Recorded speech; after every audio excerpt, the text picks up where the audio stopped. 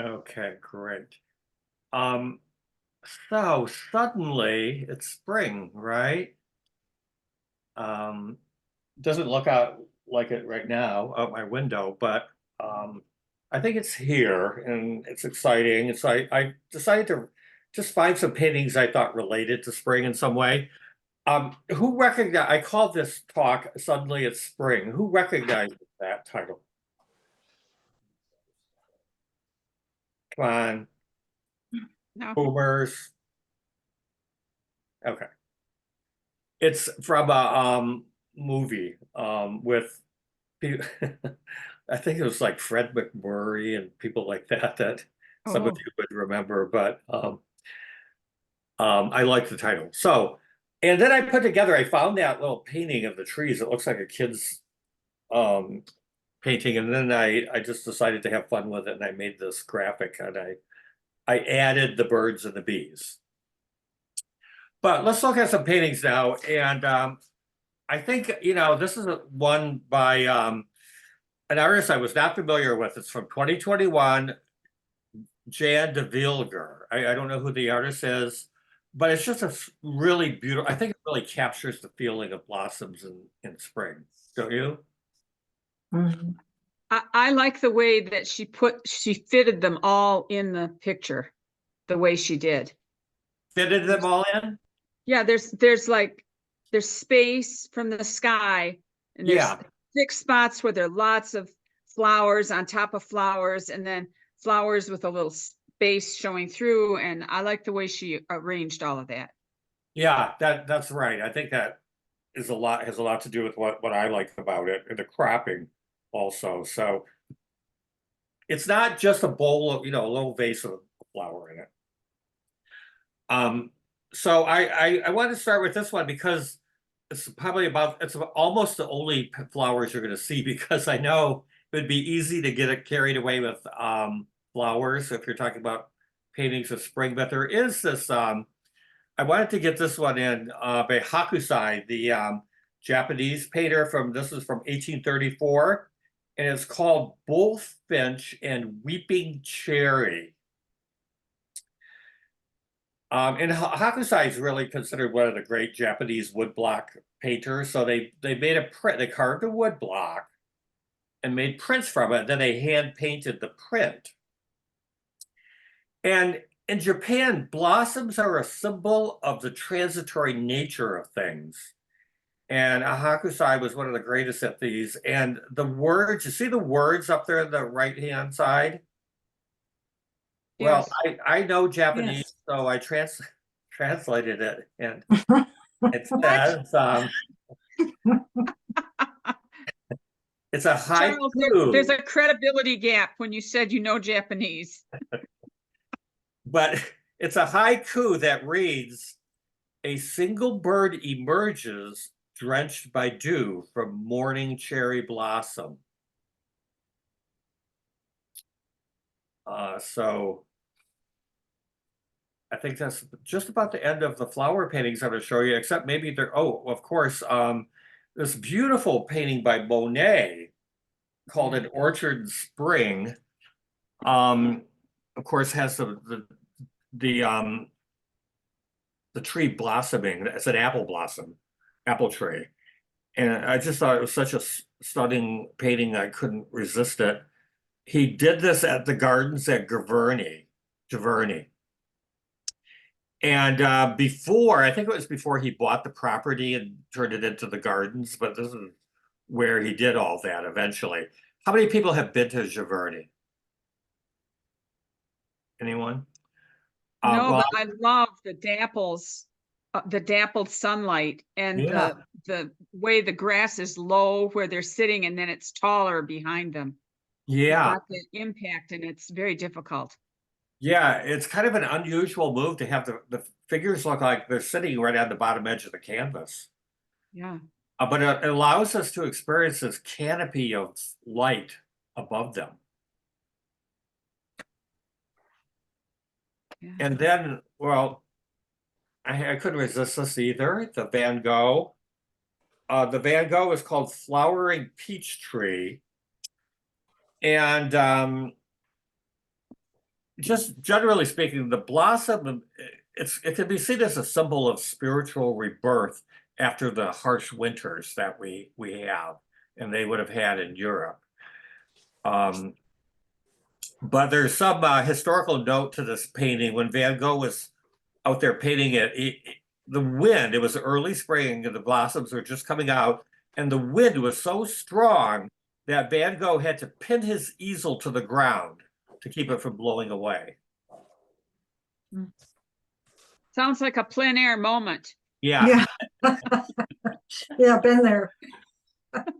Yeah, I think we've all had to catch our easels a few times. Yeah, well, some of the plein air easels, the old ones, and I had one of these. They have spikes that come down. They're like those camping tents, and Oh. you push them into the Yes. ground. But Yeah. I want to show you this more. I don't have a date on it, but a more contemporary painting now that just really probably more the most of any of these. I just think it really captures the feeling of spring and blossoming and a certain kind of light that we see in spring, I believe. And then there's a little garden plot, it looks like, on the right. Doesn't it look like a garden plot? Yes, it's lovely. Absolutely. Yeah. A vegetable garden. And I don't know, what do you think? Does this have it's more than just the illustration of the blossoms starting to come in, and it just captures something, don't you think? Yeah, it's that, like you said, that rare spring light that Yeah. it doesn't seem like you get it all year long. Yeah. And Mark just the Delacqua. contrast of those white blossoms. Yeah. Yeah, with the white blossoms, yeah. And I do have the size on this is 60 by 80 centimeters, so it's big. He does Wow. work plein air, and he works large plein air. And that could be like being in a sailboat if you're out there with a great big canvas and a little breeze comes along. So you really do have to think about anchoring your easel. He also gives the effect that that the blossoms are moving in a little breeze, it seems to Yeah. me. Exactly, yeah. They're sort of like, you see the shadow that's diagonally slashing across the building in the back? Yes. Yes. Well, the white blossoms kind of follow that a little bit if you squint at it. Not fully, it breaks away from it, but there is, you're right, Sigurd, there's a very definite movement going on there in the mostly in the center of the painting.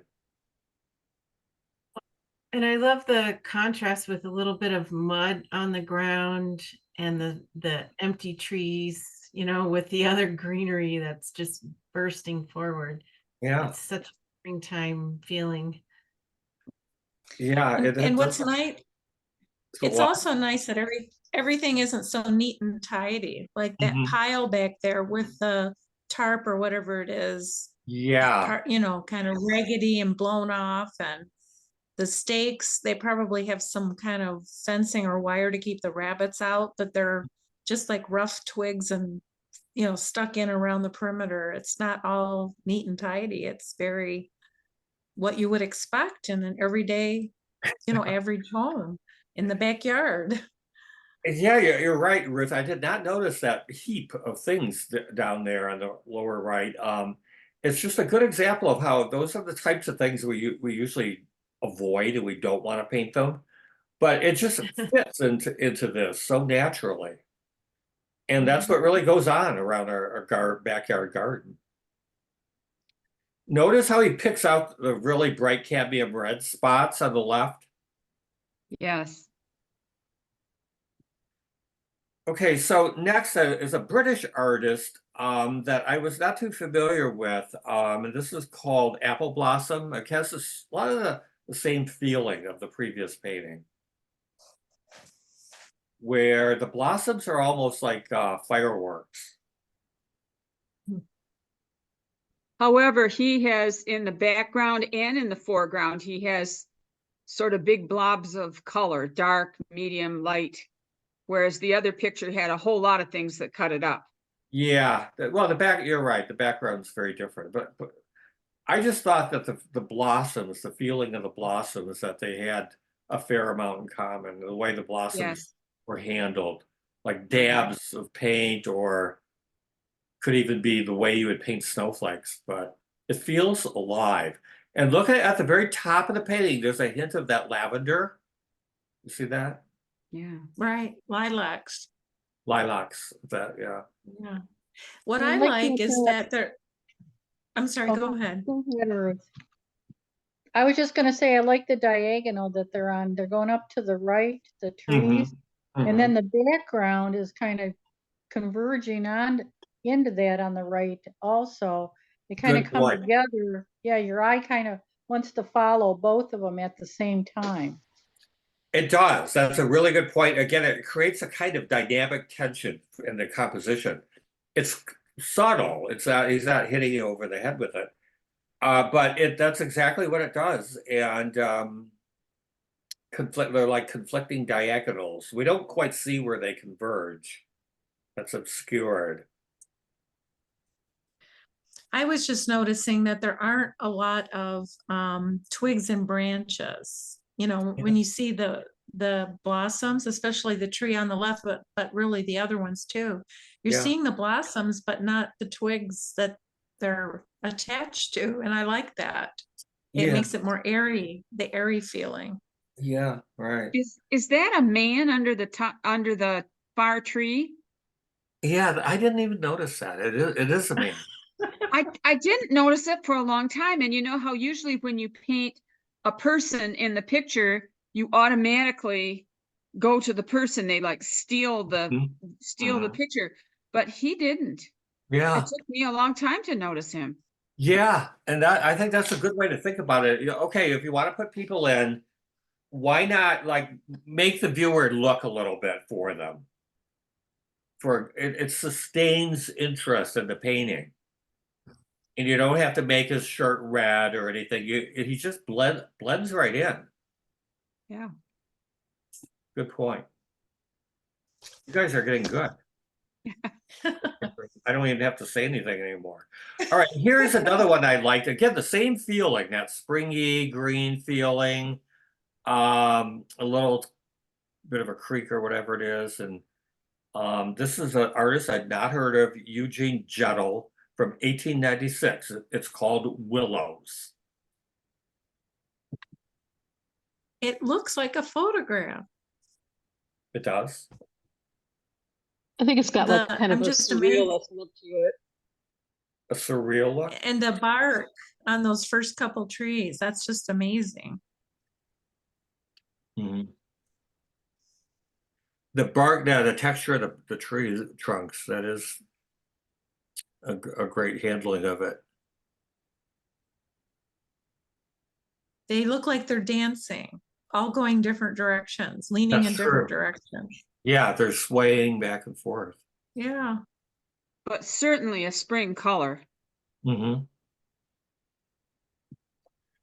Okay, now this is my friend from Iowa, Deborah Kirkland, and she just sent this. She just put it on Instagram the other night. She's in London at Kew Gardens, KEW. Anyone ever been there or Mhm. heard of it? I've heard I've of heard it. of it. I've heard of it. It's They- Kew Gardens, yeah, Kew. It's a huge botanical garden outside London. She's there painting and watercolor, and Deborah just has a very deft plein air handling of paint, whether it's still life or actually plein air. She's just she's just very good at laying it down and getting the freshness of the subject matter, leaving the pencil line in.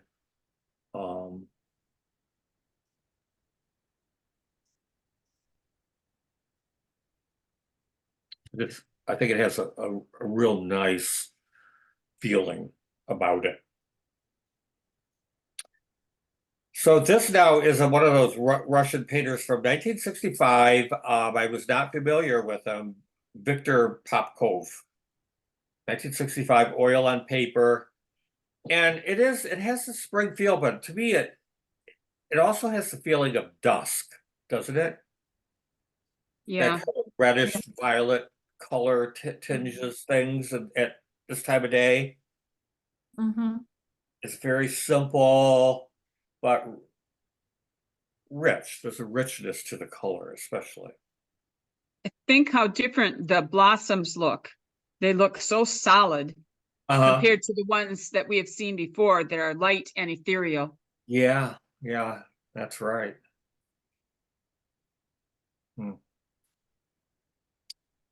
It's called Blooming Garden. Now, again, we go back to Monet. Now, this is a bit of a mysterious painting because I could only find bad images of it, but one thing that happens a lot in spring is that it rains, doesn't it? Mm. So Monet painted the Cliffs at Pourville in the rain, it's called. And I just have a suspicion that it's cropped. But it is, it's Monet. And it does feel like he's capturing the effect of rain on the seaside. Especially the diagonal brush strokes Mm-hmm. in the upper right and across the top Mm-hmm. makes it feel like rain. Mm-hmm. Well, when I try to do that when I paint, I have trouble keeping those brush strokes vague like he has. Mm-hmm. It looks real easy here, but I don't think it is. Yeah, there's very little contrast in this painting, except his signature, which I think was a major blunder. But it's just a very much in a high key, very light. And I think he does capture the feeling of rain. And I think the next one also does. This is David Hockney from 2020. And David Hockney, he's getting a huge amount of attention now. He's in his 90s. And it says, when I was looking at this, I read that at the beginning of COVID, David Hockney went to France to try to capture the emergence of spring. And I remember reading about this at the time. And he was painting these plein air. But it would have been appropriate due to Normandy, the area of France he was painting in was Normandy on the English Channel. And this is where the French Impressionists painted a lot. So, of course, he was going to paint plein air. But he was using his iPad for the paintings. Can't you tell, do you think? Well, I just thought, oh my gosh, what a lot of work to put all those leaves and the reflections and the light spots in the front. Yeah. Well, I haven't really done anything on an iPad yet because I don't have one, but I know some of you are. Do you think it's easier to paint on an iPad or not? The feeling of it is so different, you What? get that. I try to draw on an iPad on occasion, and I don't like the feel of it. I like to feel the lead or the charcoal kind of dig into the paper instead of the tip of the pen gliding against the glass. And I don't know, it's just weird. All right, I think it's Betsy is the one who's most working with it, but does anyone like this or not? I love it. I think it's really inspiring, and it's just the detail of the ferns on the right, and then the boisterous grasses and and it just feels also like fabric to me. I guess maybe that's another reason it appeals to me. Almost like lace with ribbons or something. Yeah, I just love. Yeah. There's it's like you said, very complicated, but he captures a lot of the delicacy too. Absolutely. Yeah. I really like it too. I like how there isn't sky in the painting, but yet the sky is reflected in the water with that color. That's a good point. We just get it. We get the sky, but we get the sky upside down. Yeah. And then Yeah. all the patterns and the reflections, like they should move around. I think that's great balance, but Mhm. yet has enough open space. I don't know. I really like it. Mhm. And look at all the different greens. You know, Yeah. we get into that with plein Yeah. air, all the Yeah. different greens. Oh my. Yeah, he's, Yeah, it's like he had fun with it. He enjoyed all the different greens. Mm. okay, so here's a really interesting painting that I found a while back. Because as we were saying, it rains a lot in spring and umbrellas um, come out, and their umbrellas have very interesting shapes. And this is Jack Vetriano, and it's called The Singing Butler from 1992. I think this is a famous picture. I mean, I've seen this lots of times. But it's from 1992. Yeah, he did different versions of this, Oh, but I like it. well, I do too, but so is this considered a famous work of art because we've seen it so often? I guess.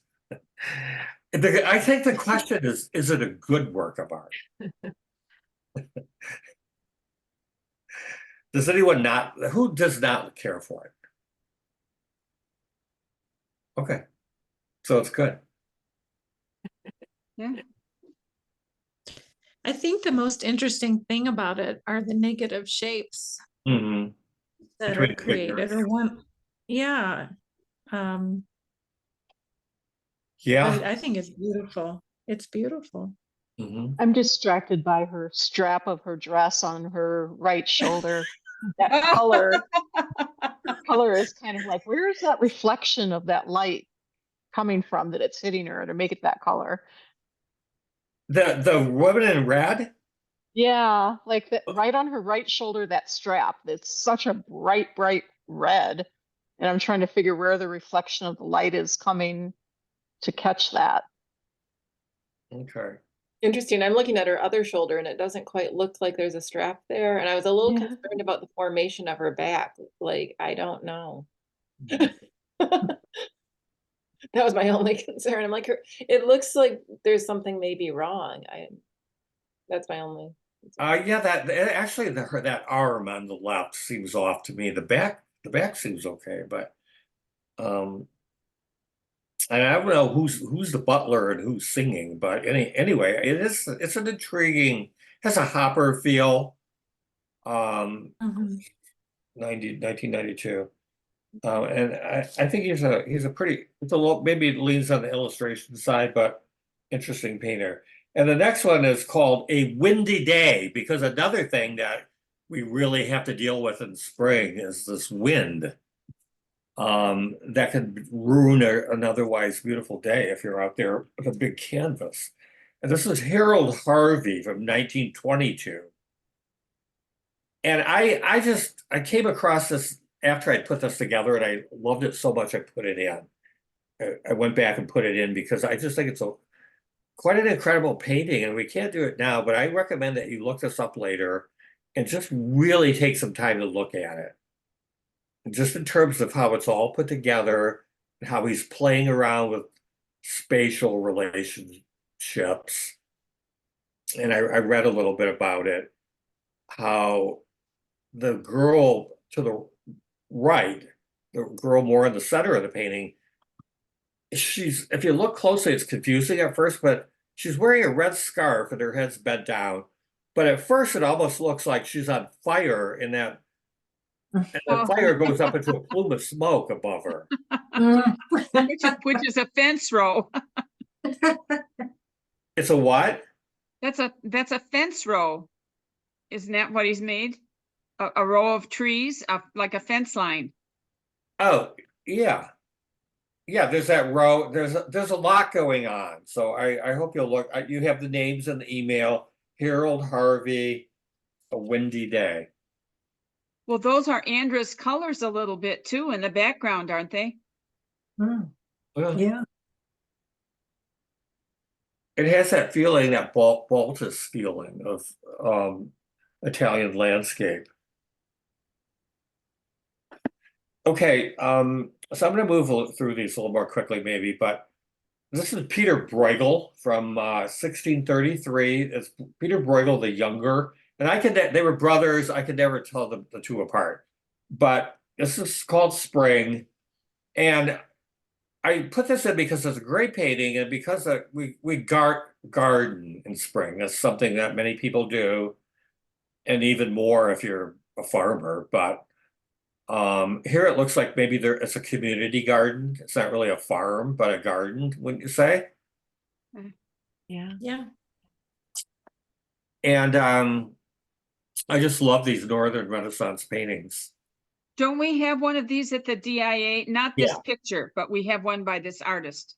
Yeah, isn't that the one with the burning haystack? I Isn't don't it- remember that. I just remember there were a whole lot of people in the village doing something. Oh yeah, well we have the one where they're dancing, I think. Okay, That's a Bruegel. I don't know if it's the younger or the elder, but you're right. We have a famous Bruegel at the DIA. And here's another one. I love how he painted that canal back there. And he was up in the Netherlands. They had these canals, and it's just a beautiful painting. I think that Bruegel painting at the DIA is the elder, and it's the most famous one or the most recognized at the DIA that they have. Yeah. It's right up Pretty there with the Bouguereau. it's right up there with the nut gatherers. Yeah. Isn't nut that gatherer. the most famous that people love and art teachers don't? Yeah, I know.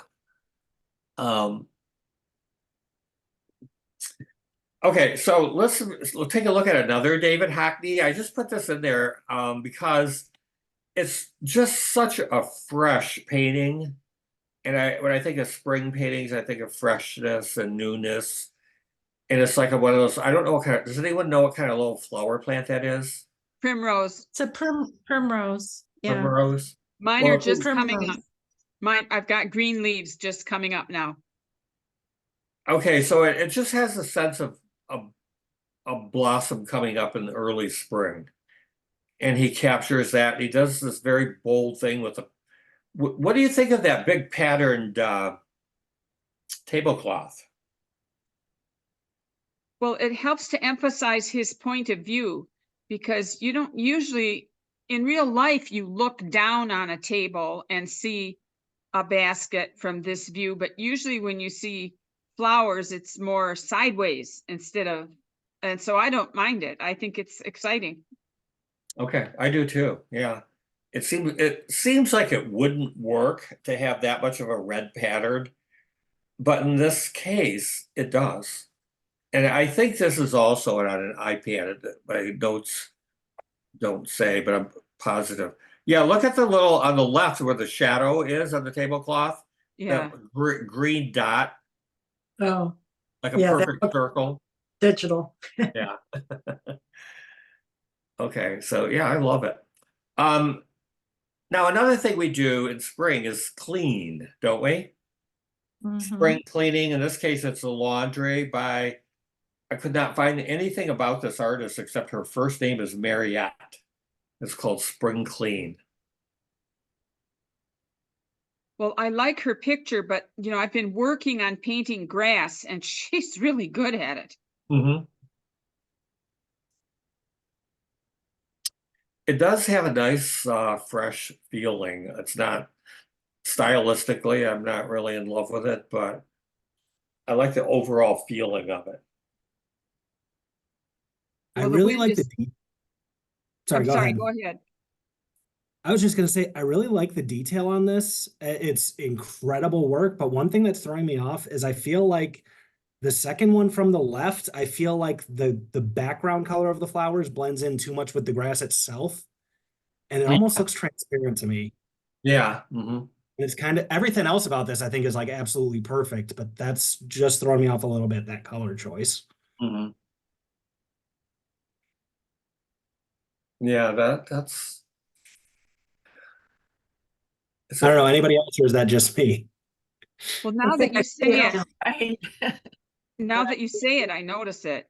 It But- does look like it now. It looks like it might be transparent vinyl, that material. Something about it, but I don't know. I like it. Well, it sure has motion. They in all do, photos. yeah. Yeah. Okay, so what's another big thing that many of us do or get interested in watching in spring? Baby Birds. animals. Baby animals. That's Yeah. coming later. Okay. It's a sport. baseball. Yeah. Ah, This is an artist named Mike Savage. It's called Royals Baseball. So it captures a feeling of being up in the bleachers, way up there looking down on the diamond. And when I was in grad school, I had this teacher that was encouraging me to paint from memory. So often I would go out and walk around Iowa City where we had little league games going on in the parks, and I would just watch them for a while. Then I would come back to my studio and paint what I saw from memory. And it was a really, really good thing to do.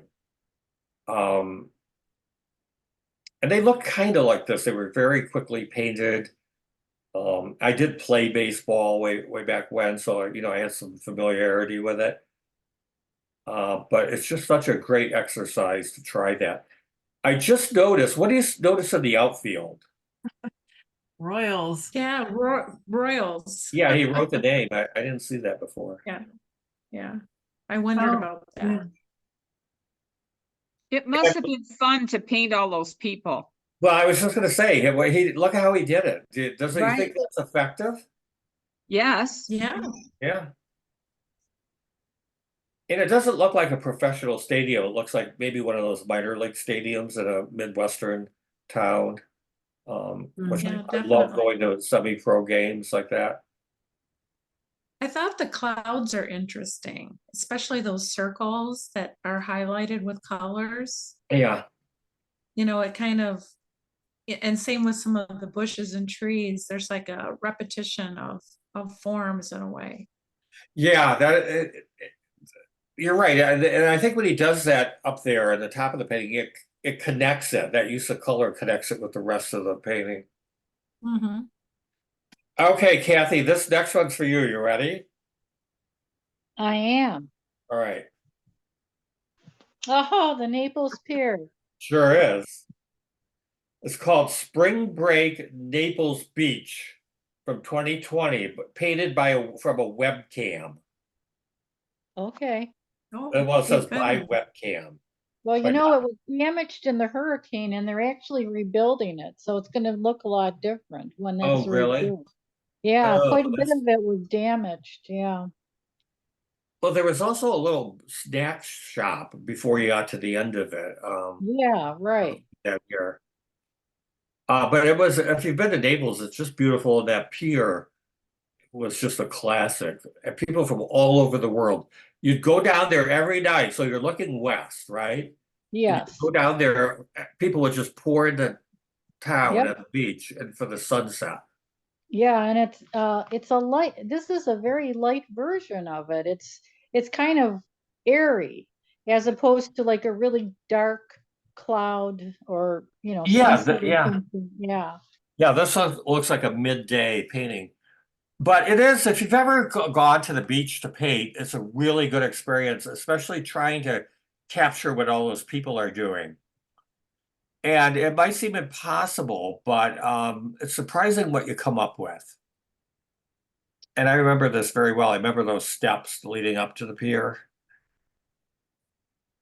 Well, I find it interesting how he blends the water into the shore. Quite often when people paint water, they have a very distinct edge of the water and the shore, but not Good here. point. That's a really good point. And we don't, in this case, it would have been a bad design decision to emphasize that.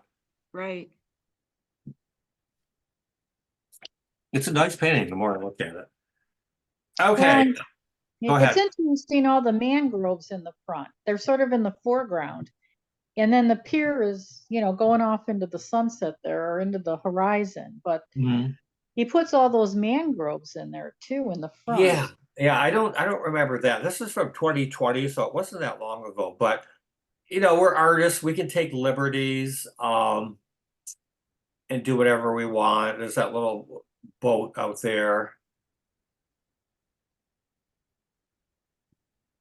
It says by webcam. So apparently he's watching it on the internet and painting from it live.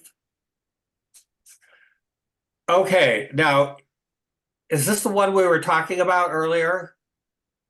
Yes. Okay. This is by this artist, Andrea Kausch, called T, and it's at the RJD Gallery in Romeo. Well, it's certainly a windy day. That's right. What always happens when you go on a picnic. Yeah. Do you like it?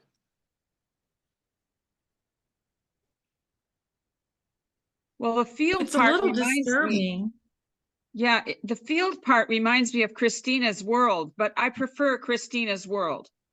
Even though Christina looks like a very disturbed person too, but these are a little over the top. They don't look Well, very they're happy. having, They're a little and they're creepy. having a Yeah. tea party for all the animals because there's like a little hedgehog or something eating out of a teacup in the lower right corner, and the goat's having his tea in the back. And then there's these mice and grasshoppers and all this other stuff coming toward the blanket. So it's kind of Kind of like, unnerving. man against nature. Yeah, well, Struggle. But the It gives people me aren't very, like- interacting. They're so separate. They're just not interacting with each other. That's the reason you have a tea party. So you can talk to your friend, and they're not. It very much gives me like a Tim Burton type of vibe.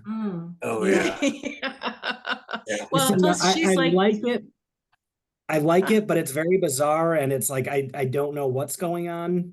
There's a story, but I don't know what it is, essentially. well, and she's like using the force pouring that tea in the teacup. Not even too. looking. Yes. I have a mental health background, so I have all kinds of stories going on in my mind about this one. I really enjoy this, and I feel like it's two people that might have gone through a lot, and they're like, we just want to sit down and have some tea. And we know it's windy and we know this is weird, but we don't care. Yeah. Because we have cookies and and we have a nice thing to sit on. So Well, It's- sometimes it's with, kind of go ahead.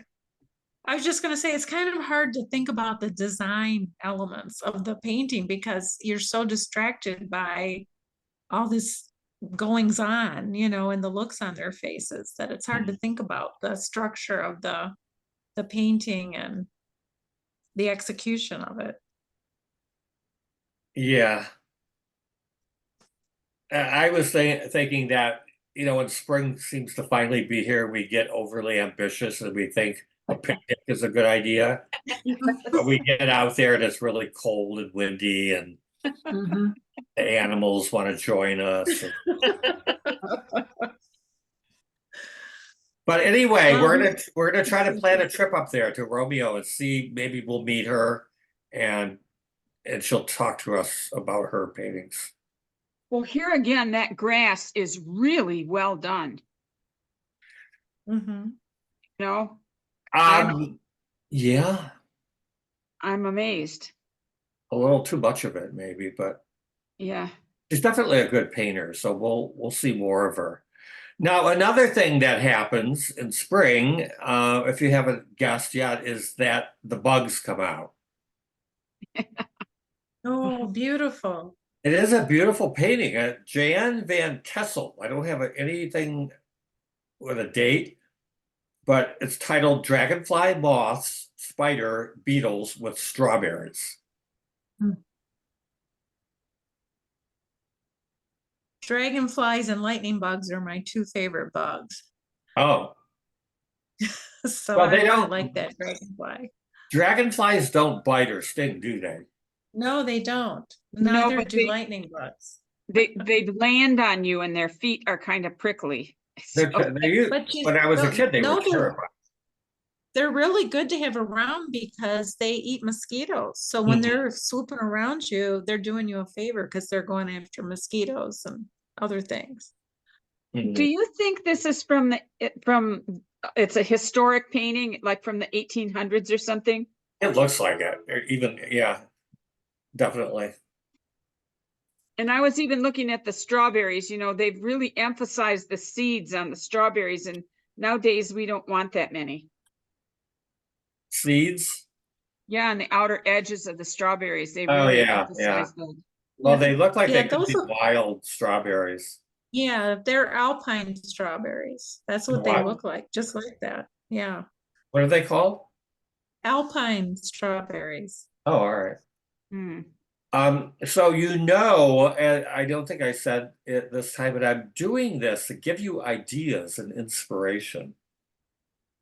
So think about putting a great big dragonfly in one of your paintings or more. Okay, the next one is called birds and bees. Again, that's a phrase that we use for love and springtime and the birds and the bees from 2023. Artists I'm not familiar with.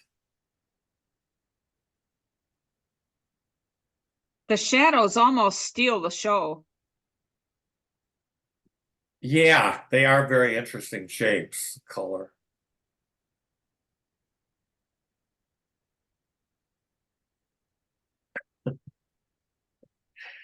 And this painting, I love this painting, by the way, but I'd never seen it before, but it reminds me of a time I was watching a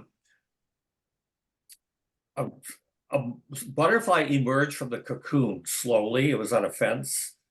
Oh, And it finally gets out of the cocoon and it flies away.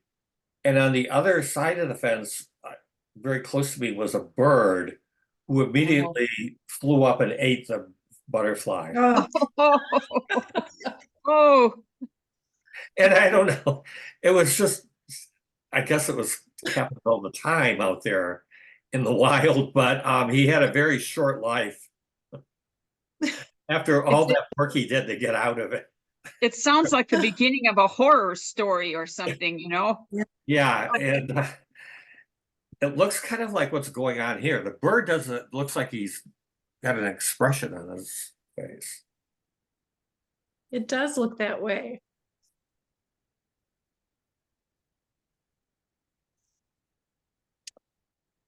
Okay, this is getting to the subject of a few of these of bicycling, because we all like to get our bikes out in spring, and sometimes we do it too early and it's colder than we thought, but before long we're bicycling. And this is an artist, Susan Adame. This is called Pedal On. It's an oil painting from 2020. I thought it was a really nice, nicely composed painting. Landscape and the bikes. I don't know why this reminds me of one that Trish did that had telephone poles and grass and a road. Yeah, I remember. This does have a Trish feel to it. Why, thank you, people. I remember what you're talking about. Yeah. Sarah. I think And- everything- bikes are very hard to paint. well, I was too. going to say that. I Yeah. wanted. I have 3 of these to challenge you to try, get a bicycle out and just draw it. You don't even have to paint it. It's challenging. Look how the Mhm. rear wheel is bigger than the front wheel. Do you think they're trying to suggest perspective?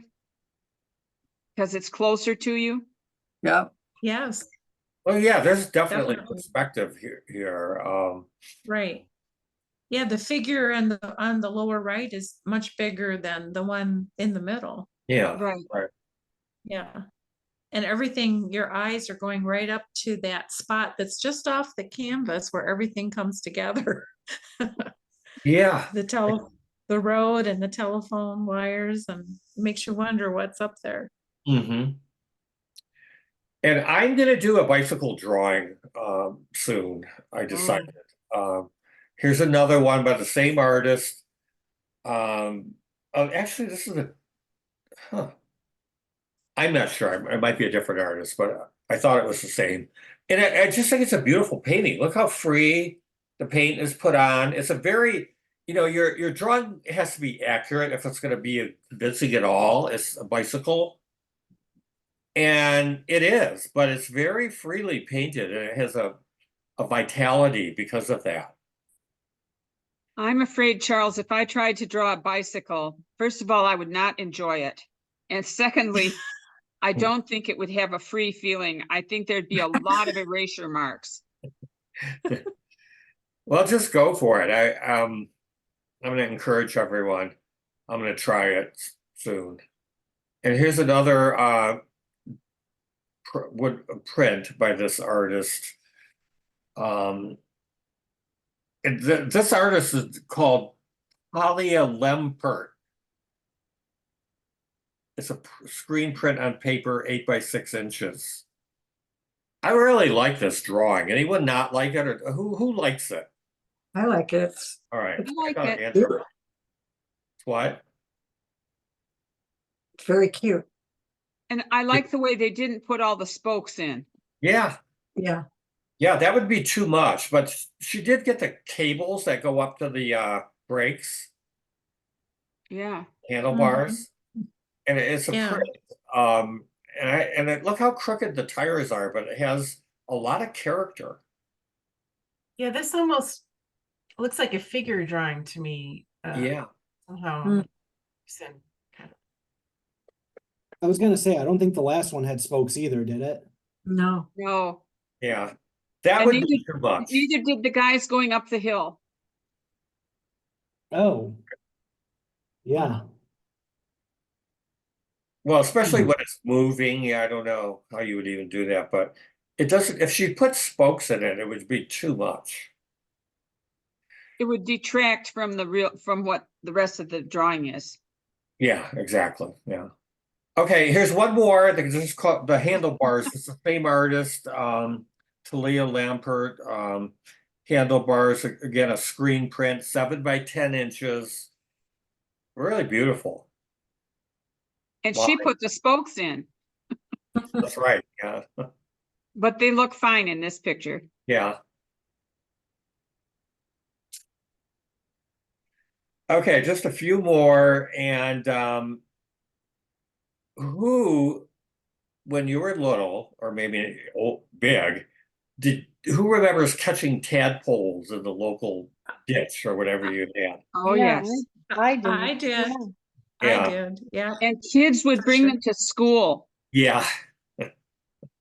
And what happens to them before too long? Well, Well, they they do. change.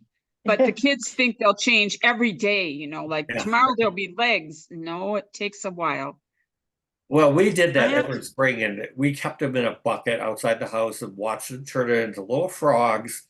And then I had older brothers, and they would use the frogs for bait when they went fishing, Oh, which horrified us. oh. I just have to tell you one quick story. My daughter, when she was 7, and even before that, we have a stream on our property, and there's a spot where the water's real slow, and so it would always be full of tadpoles. And she'd go up there with her butterfly net and catch tadpoles and put them in a bucket. Mm. And so she wanted to take them into school for show and tell. So I drove her up to school. She had a couple tadpoles, and they had like an aquarium in her classroom that had, turtles and fish and all kinds of things. So I go up after school to pick her up because we're going to bring the tadpoles home. And the teacher looks at me and said, "The turtle took a victim." So the turtle ate one of the tadpoles, and my daughter was just like stoic. She was like stone faced, So I'm sure they had a big circle of life discussion. Yeah. Well, those turtles, they just don't know their place. No, I know. That's great. Okay, so But I do like the water in here. Yeah. They really got the impact of the water really well. yeah, it's beautiful. I don't even know what it is. It looks like mountains on top of it or something, but I don't care. I just love the way the whole thing reads. Yeah. And it's a wonderful piece. Like I'm assuming watercolor, it doesn't say. Okay, so here's one that you all have seen 10 million times, right? This has been in Mhm. my house for 40 years. Mhm. I love this rabbit. It is the Albert Dürer rabbit and the praying hands, and there's one other one he did, and we've just seen it ad nauseum. Um, but it really is an incredible, it's a watercolor with body color heightened with white. From 1502, he did that clump of grass. That was the other one. And it's just a tour de force painting. And I wanted to get it in there. It shows how rabbits are. You know, we think of them jumping and running, and sometimes they just compose themselves and hold still. And that's what this rabbit is doing. Yeah, and I brought this one and another one in, I'll show you next, because we associate rabbits with spring and new birth and fertility, don't we? Yeah. Because rabbits reproduce a lot. But here's one I like better than the Dürer. It's a Japanese artist, and it's a woodcut. And I don't know if maybe Andrea knows. Is the color printed as well, or is the color like watercolored on the print? I think there's some kind of print where you paint it on the block and then Oh, all right. Moko Hanga or something. I don't know. But Well, it I could be- love it as a design and how it really does capture the rabbits. Especially their ears Yeah. Yeah. and the softness of the fur. Yeah, it feels like fur. Yeah. So that the Dürer, it's hard to beat this. Right. And whoever this Japanese artist, they probably never saw each other's work. I don't have a date for this one. But what's another animal? When we especially in grade school, they would tell kids love to hear about what animals do, and what animal hibernated through the winter and then came out with the babies in the spring. It was Bears. bears, yeah, the cub. But this is a weird painting Mhm. by Bartolomeo Bimbi from about 1650. Well, they probably had captured bears at that time and had bear fighting. So this one's going to be raised somewhere. Mhm. I like it though. I just think it's very intense. And just to wrap it up here, since we're on the theme of animals and approaching Easter, I think you've probably seen this great painting by Zurbarán from Spain. It's at the Prado in Madrid called Agnus Dei, Lamb of God. Mhm. We're singing Agnus Dei Oh yeah. for Good Friday. Yes. Oh really? Yes. Huh. Okay. What time? 7 o'clock. We're going to have the symphony orchestra, and one of the songs out of the Forey is Agnus Dei. Okay. But it won't be in English, but they might print the English up on the screen. 7 o'clock Friday. Okay. So it's a beautiful painting. It's sort of I don't know what words to use, but it's incredibly beautiful. Referring to the crucifixion and everything, and then followed 2 days later, of course, by this really great painting of the Resurrection by Piero della Francesca, and I just wanted to end on this more hopeful note.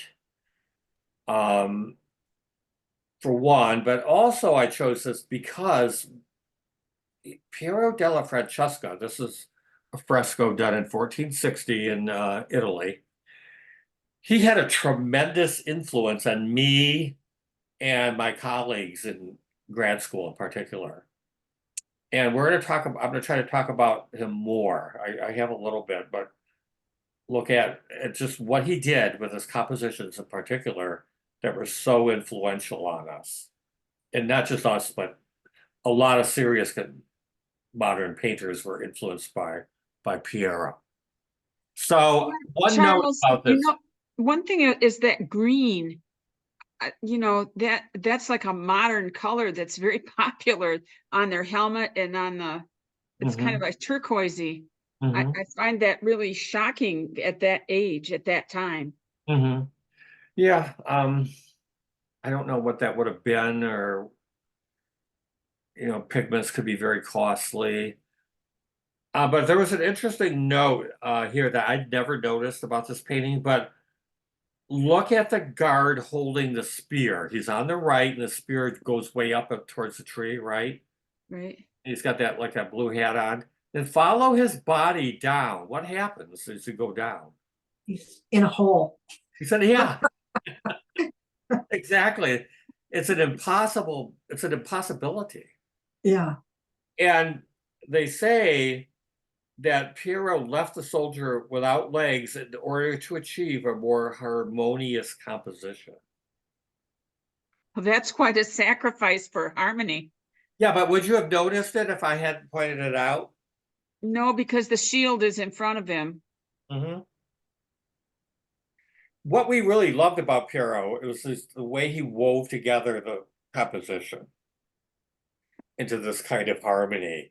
And I've looked at this a million times and never really noticed that he's, like Andrew said, he's standing in a hole. It looks like his knees coming up with those green socks on, but that actually belongs to the guy who's reclining. Yeah. But he's very cleverly makes it all work. Well, he has like a triangle, with the shapes leading up Yeah. to Jesus. The classic triangle. Mm.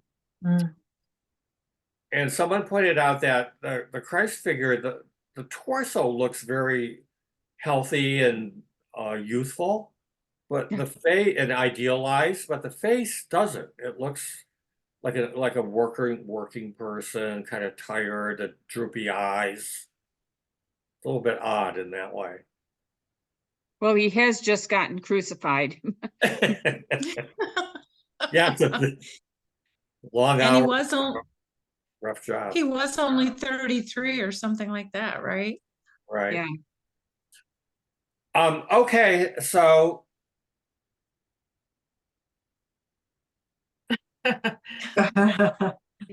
Oh, dear.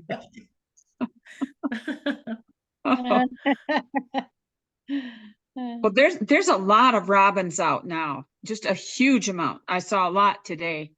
oh well, They're coming back. yeah. Okay, thanks, and happy spring. Thank you. That was Thank wonderful. you. That was very interesting. Thank you. Nice. Thank you, Charles. You're welcome. It's fun. Classes start next week, right? I know, I'll be seeing you soon. Okay. Yeah. Okay.